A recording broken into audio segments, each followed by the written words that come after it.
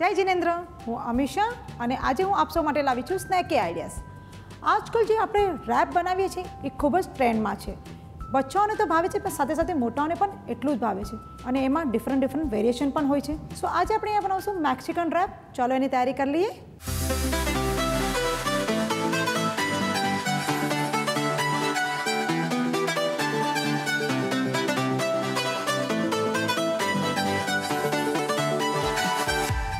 સો અહીંયા આપણે બેબીકોર્ન લઈશું,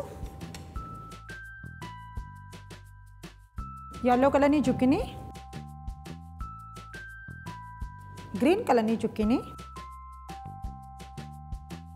અને ત્રણેય કલરના કેપ્સિકમ્સ. સો હવે આપણે આ વેજીટેબલને મેરિનેશન કરી લઈશું. એની માટે પહેલાં આપણે ઓલિવ ઓઇલ સ્પ્રેડ કરીશું. હવે કંઈક સ્પાઇસીસ એડ કરી દઈએ. સો એની અંદર ચીલી ફ્લેક્સ, ડ્રાય ઓરેગેનો,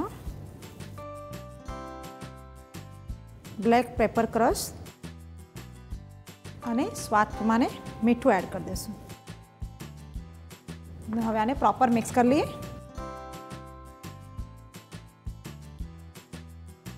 સો હવે આપણે ગ્રીલ પેન લઈશું. આપણું ગ્રીલ પેન અહીંયા લીધું હતું અને એ પ્રોપર ગરમ થઈ ગયું છે. હવે આપણે જે વેજીટેબલ મેરિનેટ કર્યા છે એ એની અંદર આ રીતે ગ્રીલ કરવા માટે મૂકી દઈશું અને પ્રોપર ચડી જાય પછી આપણે ફ્લેમને બંધ કરી દઈશું. સો આપણા વેજીટેબલ પ્રોપર ગ્રીલ થઈ ગયા છે. સો હવે આપણે એક બાઉલમાં કાઢી લઈએ.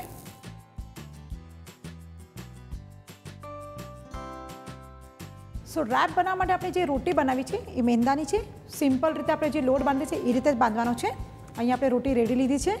હવે એની ઉપર આપણે આ ચિપોટલે સોસ સ્પ્રેડ કરશું. આ જે ચિપોટલે સોસ છે એ જૈન રેસીપી છે જે તમે સંજય કપૂરના ચેનલ પર જોઈ શકો છો. હવે આપણે જે વેજીટેબલ ગ્રીલ કર્યા હતા એ આ રીતે વચ્ચે મૂકશું. એની ઉપર આપણે ચીઝ સ્પ્રેડ કરી દઈશું. હવે આને આ રીતે રોલ કરી દઈશું.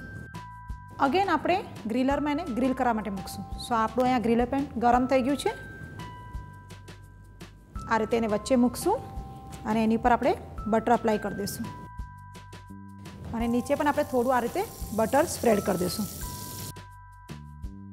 અને આપણે એને ગ્રીલ થવા દઈશું.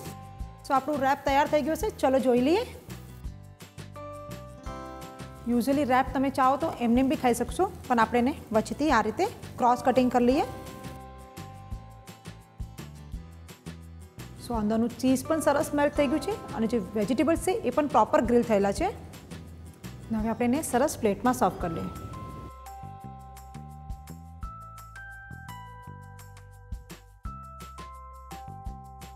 સો આ આપણું મેક્સિકન રેપ તૈયાર થઈ ગયું છે. આનો જે ફ્લેવર છે બહુ જ સરસ છે. થોડું સ્પાઇસી પણ છે અને થોડું સ્મોકી ફ્લેવર છે. તો જલ્દીથી આ રેસીપી ટ્રાય કરો. આપ સૌને અગર અમારી રેસીપી ગમે છે તો એને લાઇક, શેર એન્ડ સબસ્ક્રાઈબ કરો.